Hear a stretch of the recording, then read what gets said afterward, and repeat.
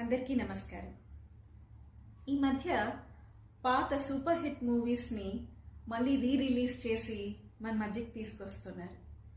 ఈ సందర్భంగా ప్రేమ కథ చిత్రాలకి ఒక ట్రెండ్ సెట్ చేసిన మన lover boy Uday Kiran movie నువ్వు నేను మార్చి 21న మన మధ్యకి మళ్ళీ వస్తుంది.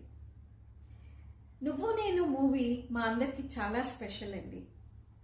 ఉదయ్కి ఈ ఫిలింకి బెస్ట్ యాక్టర్ ఫిల్మ్ఫేర్ అవార్డు కూడా వచ్చింది. This is a wonderful opportunity to see Uday in his best form once again on the silver screen.